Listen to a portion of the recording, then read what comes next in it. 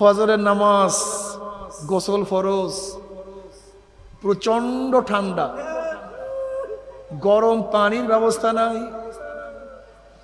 ওইদিকে মুয়াজ্জিন ডাকছে হাইয়া আলাস সালাহ হাইয়া আলাল ফালাহ আসসালাতু খায়রুম মিনান নাওম। আয় নামাজের দিকে আয়, আয় কল্যাণের দিকে আয়। নামাজ তো ঘুমের চেয়ে কোটি গুণ উত্তম। ওইদিকে প্রচন্ড ঠান্ডা, গরম পানির ব্যবস্থা নাই, গোসল ফরজ। ওঠো ওঠো, গরম পানি বাদ দিয়া ঠান্ডা পানির মধ্যে গোসল করো, জান্নাতের কাজ করো, কাটা ফোড়ো। কষ্ট লাগছে কি লাগে? নেই, কাটা ফোড়ো। প্রচন্ড রৌদ্র, এত রৌদ্র ঘরের থেকে বের হওয়া যায় না। তুমি ঠেলা গাড়ি ঠেলো, রিক্সা চালাও, রোজার সময় প্রচন্ড ক্ষুধার্ত এই অবস্থায় রোজা রাখো, জান্নাতের কাজ করো, কাটা ফোড়ো। জোহরের সময় বেচা কিনা প্রচন্ড গতিতে শুরু হয়ে গেছে, দোকান বন্ধ করিয়া নামাজে যাও, জান্নাতের কাজ করো, কাটা ফোড়ো। বন্ধুরা সব আসরের সময় খেলায় মত্ত, তোমারও মন চায় খেলা করি। ওইদিকে মুয়াজ্জিন বলে হাইয়া আলাস সালাহ হাইয়া আলাল ফালাহ, কল্যাণের দিকে আয়, নামাজের দিকে আয়। খেলাধুলা বাদ দিয়া জান্নাতের কাজ করো, কাটা ফোড়ো। মাগরিবের নামাজ পড়ো, জান্নাতের কাজ করো, কাটা ফোড়ো। নামাজ না পড়িয়া ঘুমাইও, নেশারের নামাজ পড়ো, জান্নাতের কাজ করো, কাটা ফোড়ো। দাড়ি রাখার কারণে স্ত্রী চলিয়া গেছে, দাড়ি রাখার কারণে চাকরি চলিয়া গেছে, দাড়ি রাখার কারণে কত মৌলবাদী, কত টিটকারি সহ্য করছো, কিন্তু সবাই টিটকারি উপেক্ষা করিয়া দাড়ি রাখো, জান্নাতের কাজ করো, কাটা ফোড়ো। লম্বা জামা গায়ে দাও, সুন্নতি জামা গায়ে দাও, জান্নাতের কাজ করো, কাটা ফোড়ো। প্রচন্ড ক্ষুধার্ত, কিন্তু হারাম খাইও না, কষ্ট করিয়া থাকো, জান্নাতের কাজ করো, কাটা ফোড়ো। কোরআন ও হাদিসের মাজলিস, আলেম ওলামা, মুমিন মুত্তাকিন, জাকিরিন শাকিরিনদের গুরুত্বপূর্ণ এক দামি মাজলিসে আসার, বসার, বলার, শোনার তৌফিক আল্লাহ পাক দান করছেন। শুকরিয়া দান সবাই বলে আলহামদুলিল্লাহ। এই মাজলিস অনেক দামি, দামি মাজলিসে যারা বসে তারাও দামি হয়ে যায়। দামি মাজলিসে যেই সমস্ত মানুষগুলির একসময় কোনো দাম ছিল না, ওই মানুষগুলিও দামি মাজলিসে, দামি সোহবাতে আসলে তারাও দামি হয়ে যায়। যেরকম বেলালে হাবশি রাদিয়াল্লাহু তাআলা আনহুর একসময় কোনো দাম ছিল না, নিজেও গোলাম ছিলেন, বাবাও গোলাম ছিলেন, দাদাও গোলাম ছিলেন, 1 টাকার মালিক ছিলেন না। কিন্তু সরদার দো আলম আলাইহিস সালাতু ওয়াস সালামের দামি মাজলিসে যাওয়ার কারণে, ওই দামি ব্যক্তির সাথে সম্পৃক্ত হওয়ার কারণে বেলালে হাবশির মতো গোলাম দামি হয়ে গেছে। কত গোলাম দুনিয়ার থেকে বিদায় হয়ে গেছে, কেউ কারোর নামও নেই না। আর আজকে নারায়ণগঞ্জের এই মাহফিলে বেলালে হাবশির নাম কত শ্রদ্ধা ভরে, কত মোহাব্বতের সাথে উচ্চারণ করতেছে। অথচ বেলালে হাবশি ছিল কালো, মূর্খ, শিক্ষা করার কোনো সুযোগ পান নেই, টাকা অর্জন করার মালিক হওয়ার কোনো সুযোগ নেই, সে তো গোলাম। জমিরও মালিক ছিল, কিন্তু দামি জায়গায় যাওয়ার কারণে সেও কি হয়ে গেছে? কথা বল না, কেমন দামি! আল্লাহ, বেলালে হাবশি হাটে জমিনের মধ্যে, পায়ের আওয়াজ আরো সামনে, এত দামি হয়ে গেছে। বেলালে হাবশি আজান দেয় জমিনের মধ্যে, আজানের আওয়াজ 7 তবক আসমান ভেদ করে চলে যায় আরশের মধ্যে। আপনারা জানেন, দামি সোহবাদে থাকার কারণে রাবেয়া বসরি রহমতুল্লাহ আলাইহা, সেও লিউন্ডি ছিল, বাঁধি ছিল, চেহারাও খুব সৌন্দর্য ছিল, এরকম না। অথচ দামি সোহবাতে যাওয়ার কারণে রাবেয়া বসরির নাম কত শ্রদ্ধা ভর উচ্চারণ করে দামি জায়গায় গেছে।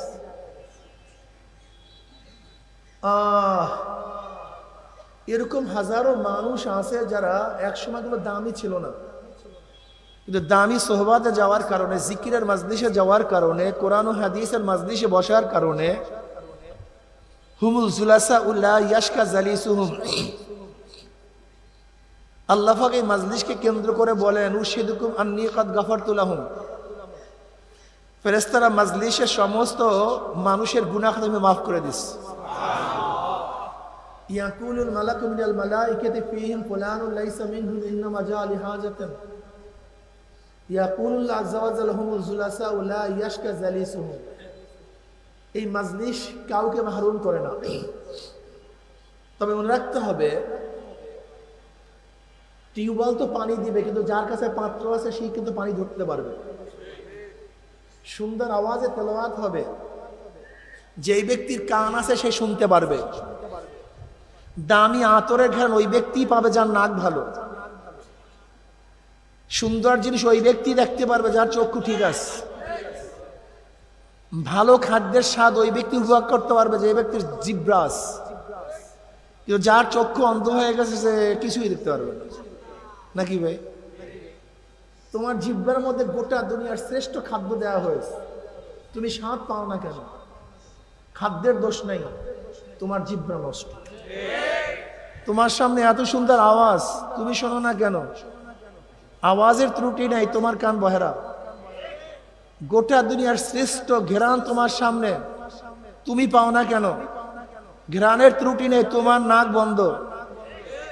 ঠিক আল্লাহ পাক রব্বুল আলামিনের কোরআন হাদিস, আল্লাহ পাকের মাখলুকাতের গবেষণা, চিন্তা ভাবনা,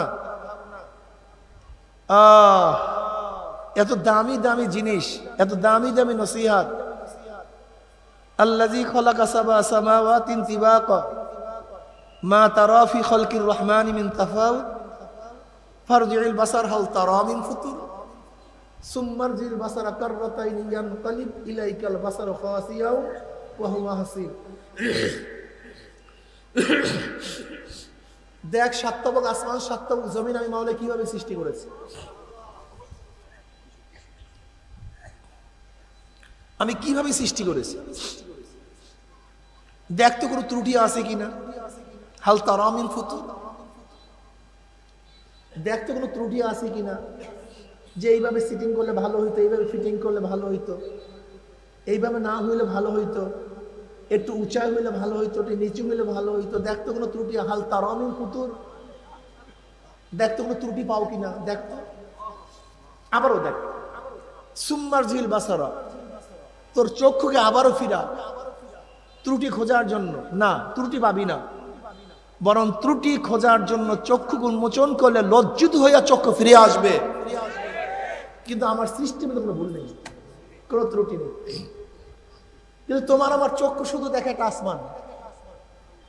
কিন্তু যারা মারিফাত অর্জন করছে, বসেন,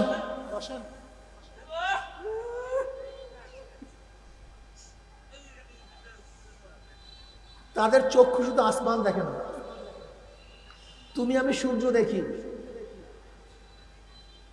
যে আল্লাহ পাক রহমাতের দৃষ্টি দিয়ে তাকায়, তারা সূর্য দেখে না, অনেক কিছু দেখে। কি ভাই? দেখো, গাছের মধ্যে আপেল সৃষ্টি হওয়ার পর থেকে আপেল কি নিচের দিকে আসছে না উপরের দিকে গেছে? কথা বলেন না কেন? কিন্তু কেউ কোনো কিছু আবিষ্কার করতে পারে নাই।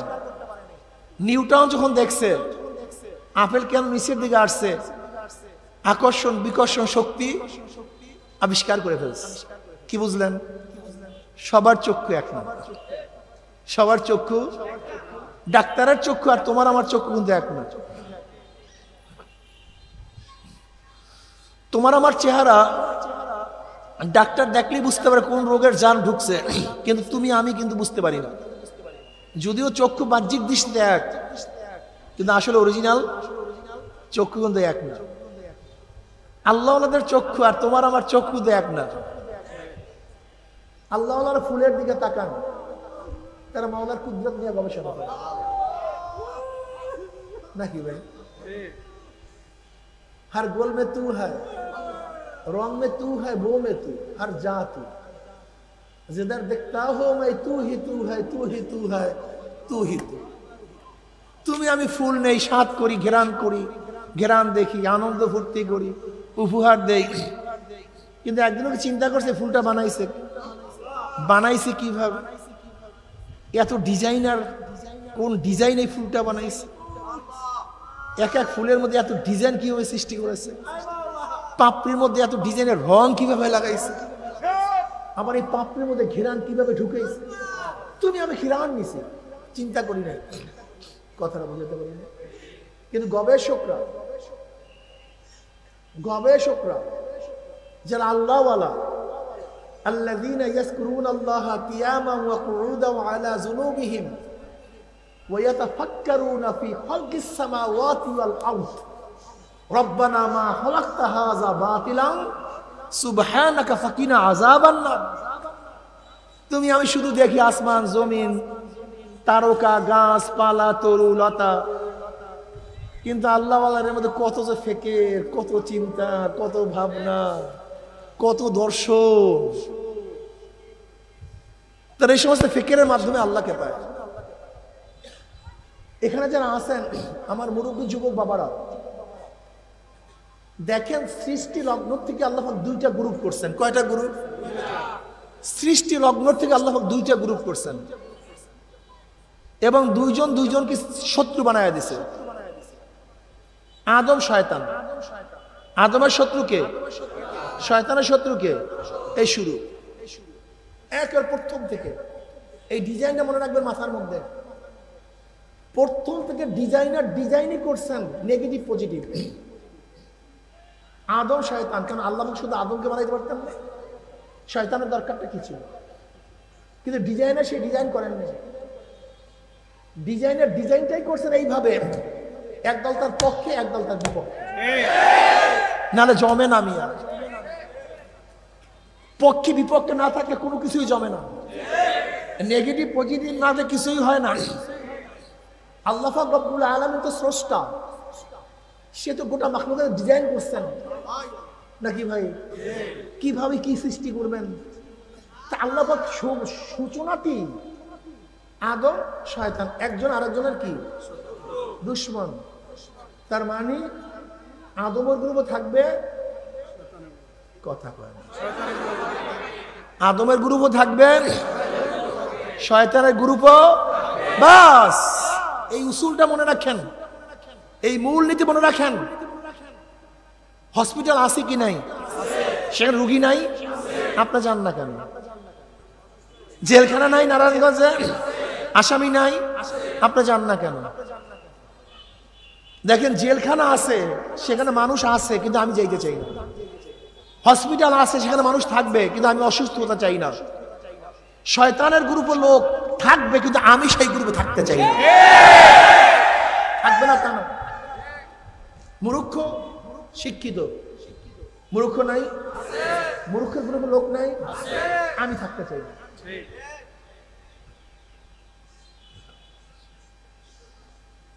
সুখী দুঃখী মানুষ থাকবে, কিন্তু আমি দুঃখিত হতে চাই না। লাঞ্ছিত অপমানিত সম্মানিত, আমি লাঞ্ছিত অপমানিত হতে চাই না, আমি সম্মানিত হতে চাই। জান্নাত জাহান্নাম, জান্নাত জাহান্নামে লোক থাকবে না, আমি যাইতে চাই না। সোজা হিসাব কিতাব, ক্লিয়ার কাট কথা। থাকবে না তা না। আদম গ্রুপ, শয়তান গ্রুপ। শয়তান কসম করছে আল্লাহ যে আদমের জন্য চিরতরে জাহান্নামে হয়ে গেলাম, আমি এদেরকে জাহান্নামে না নিয়ে ছাড়বো না। ও কসম করে আসছে আল্লাহর কাছে। ওই আদম গ্রুপকে সব জাহান্নামে নিতে চায়। আমার মাওলা ডাক দিয়া বলে, শোন, আমি আদমের পক্ষে আছি, তবে তোরেও আমি সমস্ত মহল্লাত দিয়ে দিস, তোকেও আমি অধিকার দিয়ে দিছি, কিন্তু শোন, আদমের সন্তানকে ধাক্কাইতে যদি জাহান্নামের কিনারায় নেওয়া যাও, আর ওই জাহান্নামের কিনারার থেকে আমার বন্দা যদি ডাক দেয় আল্লাহ, ওই জাহান্নামের কিনারার থেকে যদি আমার বন্দা আমার দিকে হাত বাড়ায়, ওর হাত বাড়াইতে দেরি, ধরতে দেরি করবো না, শুধু বাড়াইতে দেরি, ধাম করে ধরে বললাম।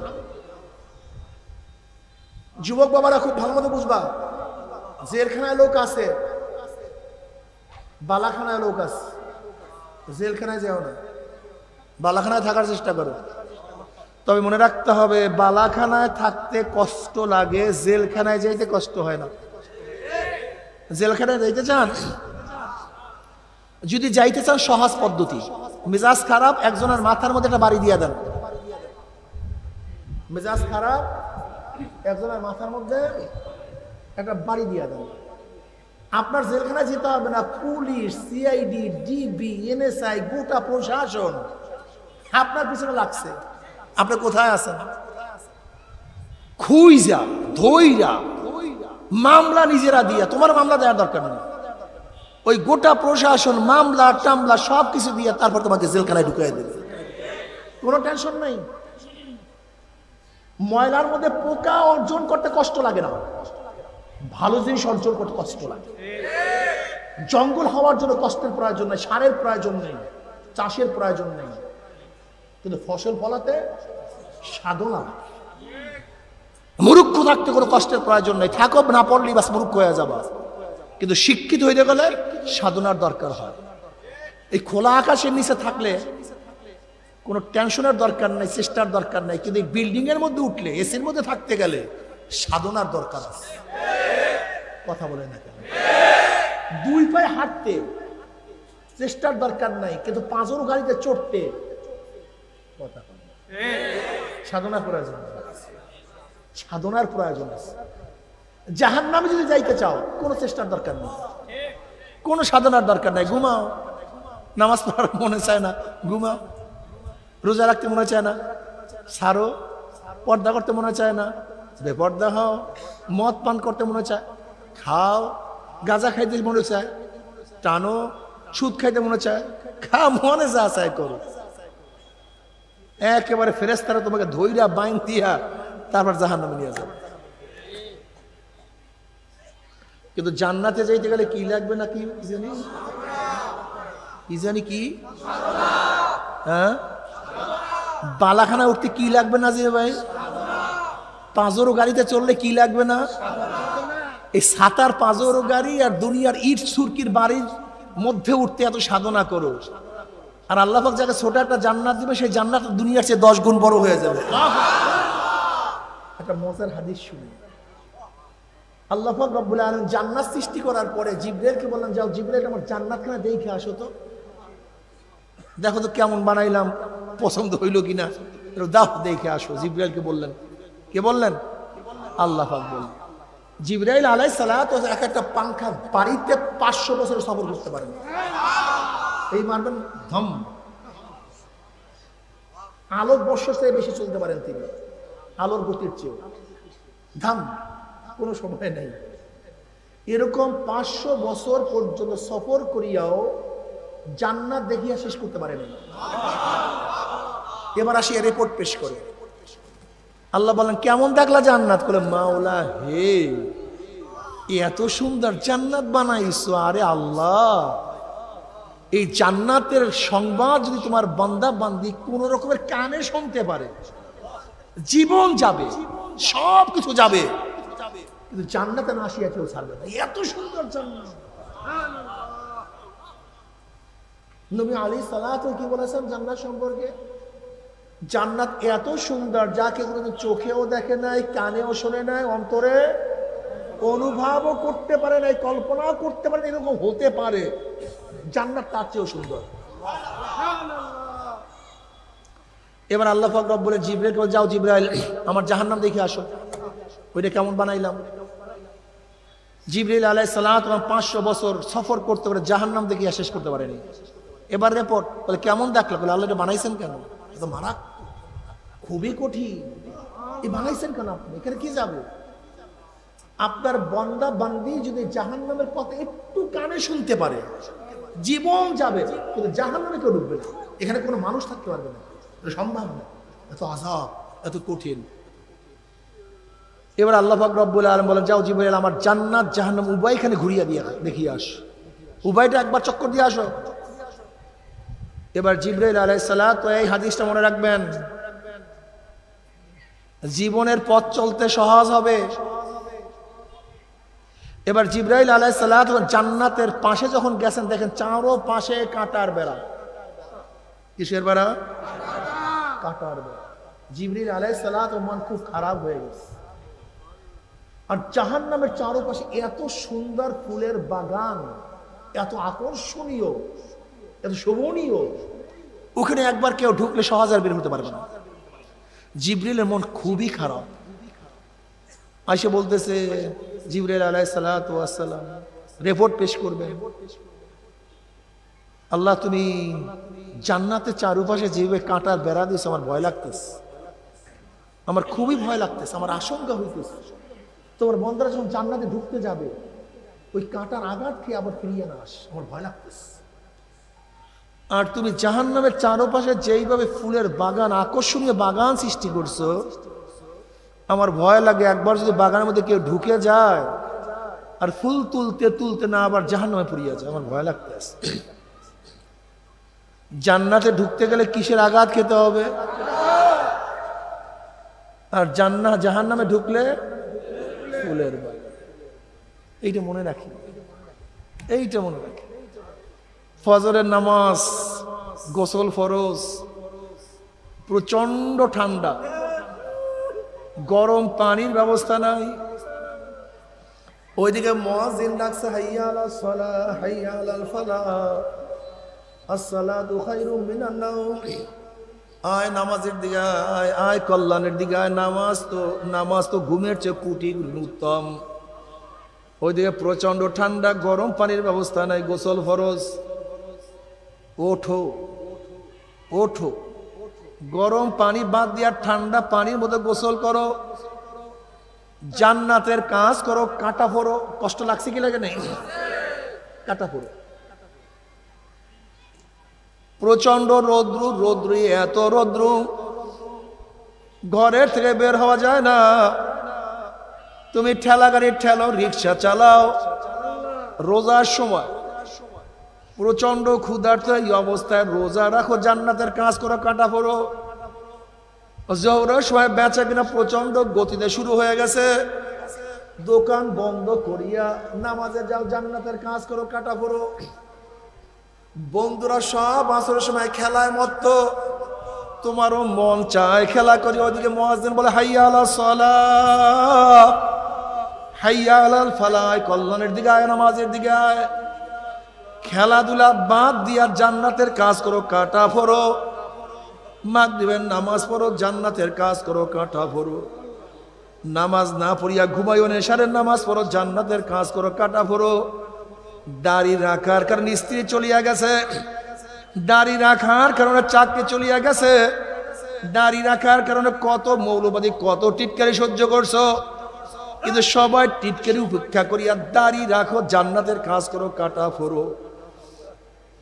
লম্বা জামা গায়ে দাও, সুন্নতি জামা গায়ে দাও, জান্নাতের কাজ করো, কাঁটা ফোড়ো। প্রচন্ড ক্ষুধার্ত, কিন্তু হারাম খাইও না, কষ্ট করিয়া থাকো, জান্নাতের কাজ করো, কাঁটা ফোড়ো। বর্তমান জমানায় পর্দা করা খুবই কঠিন, আলেমদের মধ্যে পর্দা নাই, মেয়েদের মধ্যে আলেম আর মেয়েদের মধ্যে পর্দা নাই। পর্দা বিলুপ্তির পথে, এই সময় কষ্ট করিয়া পর্দা করো, জান্নাতের কাজ করো, কাঁটা ফোড়ো। হালাল হারাম তমিজ করিয়া খাও, জান্নাতের কাজ করো, কাঁটা ফোড়ো। জিকির আজকার করো, জান্নাতের কাজ করো, কাঁটা ফোড়ো। হজ করো, জান্নাতের কাজ করো, কাঁটা ফোড়ো। দিনের উপরে থাকো, আমরু বিল মারুফ নাহি আনিল মুনকার করো, জান্নাতের কাজ করো, কাঁটা ফোড়ো। এরকম কাঁটা ফোড়তে ফোড়তে ফোড়তে যখন হায়াতের বেড়া শেষ হইয়া যাবে, মৃত্যু বুঝে আসার খেয়া পড়িয়া যাবা, আল্লাহ পাক ডাক দে, ফেরেশতারা, আমার বান্দা, আমার বান্দি, আমার যুবক, আমার মুরব্বী, আমার পুরুষ, আমার মহিলারও সাধনা করিয়া আমার যুবক স্কুলে টুপি মাথায় দিয়া কোন জান্নাত কামাই করছে, আমার ছাত্র স্কুলে সুন্নতি জামা গায়ে দিয়া কোন জান্নাত কামাই করছে, আমার যুবক অল্প বয়সে ইবাদত করিয়া কোন জান্নাত কামাই করছে। খবরদার, ওই জান্নাত খানা না দেখাইয়া রুহ কবজ করবি না। এ আমার যুবক বাবারা, মুরব্বী বাবারা, পর্দালা মা বোনেরা, আল্লাহর কসম করিয়া বলিয়া থিয়া গেলাম, আল্লাহ পাকের মুমিন বান্দা বান্দি যখন মৃত্যু আসার খাইয়া পড়িয়া যাবে, হঠাৎ স্বপ্নের মধ্যে দেখতে পারবে জান্নাতের দরজাগুলি টাস টাস করিয়া খুলিয়া গেছে। জান্নাতের হুর গেলমানরা জাওয়াহিরের মালা নিয়ে দাঁড়াইয়া রইছে। বলবে আল্লাহ তাখাফু ওয়ালা তাহজানু ওয়া আবশিরু বিল জান্নাতিল্লাতী কুনতুম তুআদুন। হে যুবক, হে মুরব্বী, হে গরিব, হে ধনী, হে পুরুষ, হে মহিলা, হে সুস্থ, হে অসুস্থ, এত সাধনা করে কোন জান্নাত কামাই করছো? এত সাধনা করিয়া কোন জান্নাত কামাই করছো? এত কষ্ট করিয়া কোন জান্নাত কামাই করছো? এত কাটার আঘাত সহ্য করিয়া কোন জান্নাত কামাই করছো? ওই যে দেখো সেই জান্নাত, ওই জান্নাত দেখার সাথে সাথে আল্লাহ পাকের মুমিন বান্দা আমাদের রূহটা পাগলের মতো জান্নাত থেকে দৌড় মারবে। কখন যে শরীরের থেকে রূহ বাইর হইয়া যাইবে আল্লাহ পাকের মুমিন বান্দা আমাদের কোনো কিছু টেরও করতে পারবে না। আল্লাহ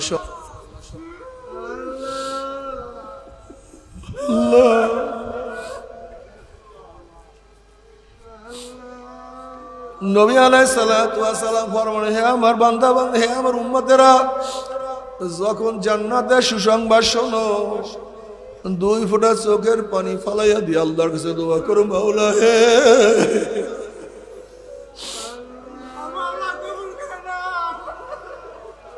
ওই জান্নাত দিও, মাহরুম করিও না।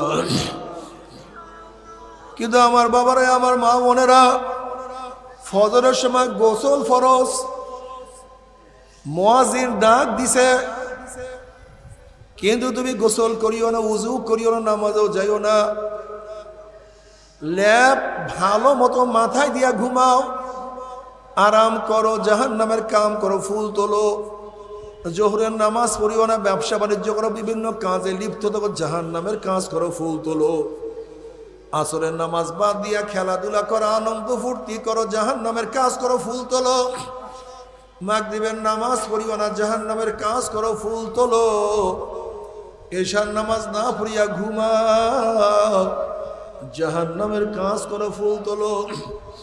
50 বছরের বুড়া মানুষ তুমি দাড়ি কাটিয়া 30 বছরের যুবক সাজো, জাহান্নামের কাজ করো, ফুল তোলো, চেহারা উন্মোচন করিয়া সমস্ত মানুষের চরিত্র খারাপ করো, জাহান্নামের কাজ করো। হে আমার মা বোনেরা, ফুল তুলতে থাকো, মদ পান করো, জাহান্নামের কাজ করো, ফুল তোলো, সুদ খাও, ঘুষ খাও, চুরি করো, ডাকাতি করো, জাহান্নামের কাজ করো, ফুল তোলো। দুনিয়ার ক্ষমতার পিছনে ঘোরো, মনে যা চায় তাই করো, জাহান্নামের কাজ করো, ফুল তোলো। ফুল তুলতে তুলতে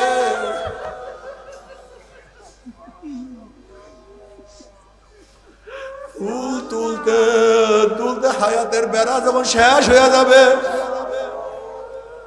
মৃত্যু আসার খেয়া পড়িয়া যাবা, আল্লাহ পাক ডাক দেবে, ফেরেশতারে, আমার নাফরমান জাহান্নামের কাজ করিয়া ফুল তুলিয়া আনন্দ ফুর্তি করিয়া কোন জাহান্নাম কামাই করছে, খবরদার ওই জাহান্নাম খানা না দেখাইয়া রুহটাকে কবজ করবি না।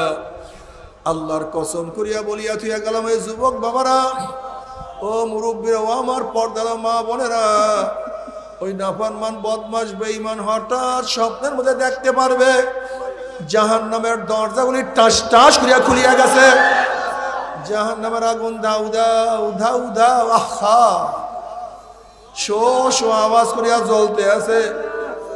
নাফরমান যখন বুঝবো এটি আমার ঠিকানা, তখন নাফরমান রুহটা 360টা মোকামে দৌড়াদৌড়ি করতে থাকবে, রুহ আর বাইর হইতে চাইবে না।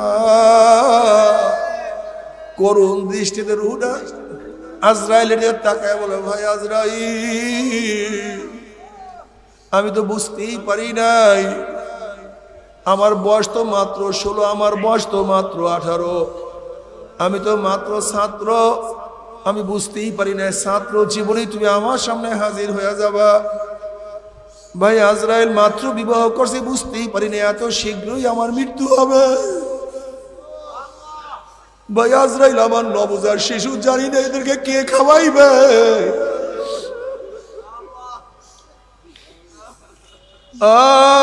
আমাকে একটু সময় দাও। আজরাইল আলাইহিস সালাতু ওয়াস সালাম আলাইহি ওয়াখিরাল্লাহু নাফসান ইযা জা জালুহা। এক সেকেন্ড আগেও না, এক সেকেন্ড পরেও না, আর তোকে চান্স দেওয়া হবে না। ও নাফরমান, দেখ কোন জাহান্নাম কামাই করছো। নাফরমান জাহান্নাম দেখার সাথে সাথে কলিজাটা উল্টাইয়া যাবে। আজরাইল আলাইহিস সালাতু ওয়াস সালাম এমন ভাবে রুহুর উপরে থাবা মারবে, থাবার সরে রুহুটা টান দিয়া রক সিরিয়া সিরিয়া নিয়ে চলিয়া যাবে। সবাইকে ক্ষমা করিয়া দাও। আল্লাহ ইবাদত করার তৌফিক দিয়া দাও।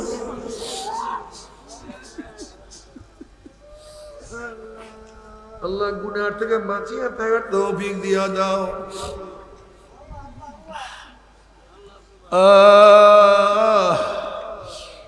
কবর আযাবুল কবর হক, কোন কবর আযাব সত্য, কোনো সন্দেহ নাই। বাবারে আমার দাদা জান রহমাতুল্লাহ আলাইহি তার কিতাবের মধ্যে সত্য একটা ঘটনা নিয়ে আসছেন। আমার দাদা জান রহমাতুল্লাহ আলাইহির বিয়াই আব্দুল কাদের ফরাজি সাহেব দাদা জান রহমাতুল্লাহ আলাইহিকে বলছেন, বিয়াই সাহেব একটা আজীব ঘটনা শুনে, আশ্চর্য ঘটনা শুনেন। ঢাকার এক বড় লোক, বহু টাকার মালিক, সারাদিন টাকা পয়সা নিয়ে ব্যস্ত থাকতো, নামাজ রোজার কাছেও যাইতো না। সে মারা যাওয়ার পরে তাকে যখন দাফন করিয়া চলিয়া আসলাম, তার ছেলে বলে আমার একটা চেক কবরের মধ্যে পড়িয়া গেছে, হয়তো আল্লাহ কুদরত দেখাবে, এর জন্য এই ঘটনা ঘটছে। এই মাত্র দাফন করলাম, চেকটাকে নষ্ট করিয়া কি লাভ। আব্দুল কাদের ফরাজি সাহেব বলে, বেআই পরামর্শ করলাম, আমরা সবাই গেলাম কবর খনন করার জন্য। আমরা যখন এই কবরের থেকে মাটি উঠানো শুরু করলাম,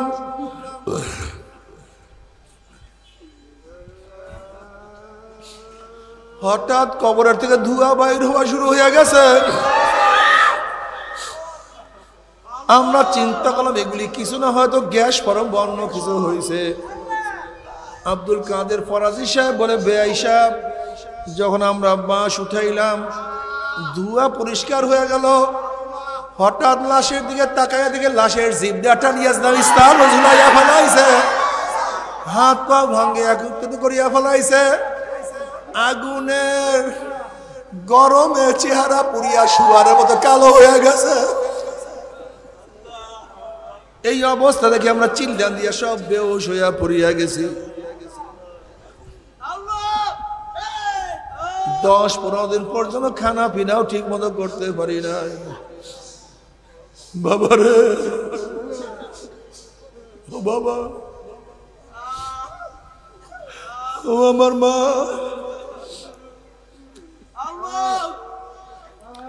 কোরআন কোনদিন মিথ্যা হইতে পারে না।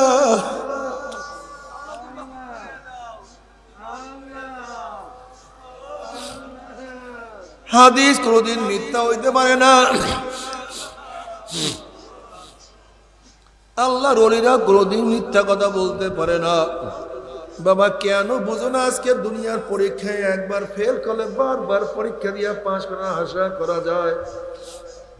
আজকে দুনিয়ার মামলায় এক জায়গায় হারলে আর এক জায়গায় আপিল করিয়া জেতার আশা করা যায়, কিন্তু খোদা না খাস্তা, খোদা না খাস্তা, খোদা না খাস্তা, এই মৌয়াতের মামলা, কবরের মামলা, কিয়ামতের মামলা, মিজানের মামলা, ওই পুসরাতের মামলা যে একবার স্লিপ কাটিয়া যায় আর তো আপিল করা যাবে না। আল্লাহ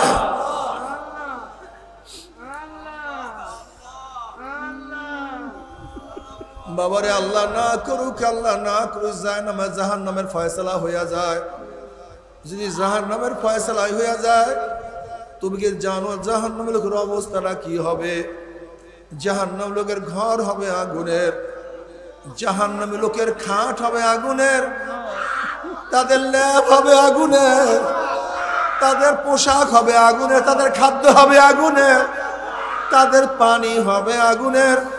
ওয়ায়াস্তাগীসু ইউগাসু বিমাইন কাল মুহলি ইয়াশবিল উজুহু বিসাশ শারাবু ওয়া সাআত মুরতাফাকা। যখন জাহান্নামীরা পানি পানি করে চিল্লাতে থাকবে, তাদের সামনে যখন গরম পুষ হাজির করা হবে, ওই গরম পুষ এবং পানির গরমে চেহারার চামড়া খুলিয়া ঝাপাত করিয়া পড়িয়া যাবে। ইয়াশবিল উজুহু, এরপর পানির তৃষ্ণা মিটবে না। যখন ডক ডক করিয়া পানি এবং পুষ গিলিয়া খাইয়া ফেলাইবে, পেটের মধ্যে গিয়া নারী বুড়ি সব জ্বালাইয়া পোড়াইয়া গলাইয়া পিছনের রাস্তা দিয়া ঝুপ ঝুপ করে ফেলাইয়া দিবে। আল্লাহ পাক কালামে পাকের মধ্যে ফরমান লা ইয়ামুতু ফিহা ওয়ালা ইয়াহইয়া, মানুষ মরবেও না, বাঁচবেও না, জীবন বাহির হবে কিন্তু বাহির হবে না। তবে মুমিন মুসলমান বলতে সবাই মনে চায় গুনার থেকে ফিরিয়া না কামল করিয়া মাওলার জান্নাত কিন্তু সবাই যাইতে মনে চায়। গুনাহ নিয়া মাওলার জাহান্নামে কাউরি কিন্তু যাইতে মনে চায় না। কিন্তু কেনই বা আমরা না কামল করতে পারি না, কেনই বা গুনার কাম ছাড়তে পারি না? এর মূল কারণ আপনার এবং আমার পিছনে নফস এবং শয়তান লাগিয়া রয়েছে। এই নফস এবং শয়তান থেকে ফেরার জন্য যে কোনো একজন হক্কানি আল্লাহর ওলির হাতে হাত দিতে হবে রে বাবা।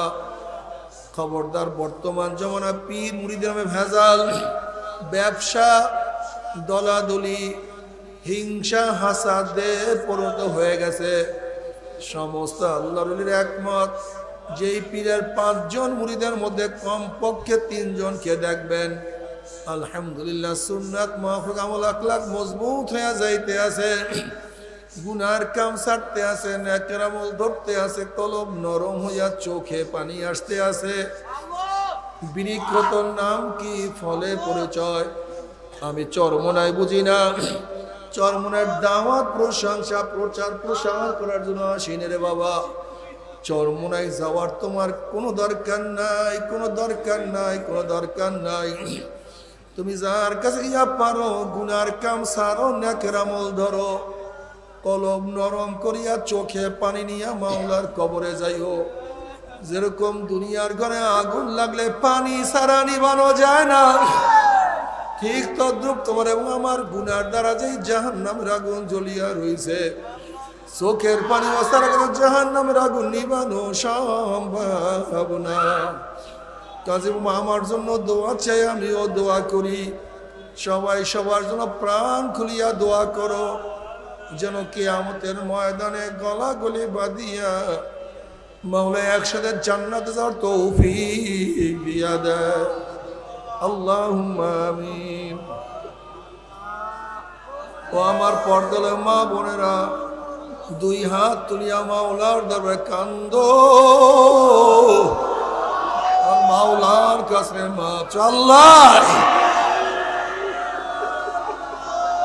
আল্লাহ আমরা প্রতিভায় গুনাহগার বান্দা, আমরা প্রতিভায় গুনাহগার বান্দা।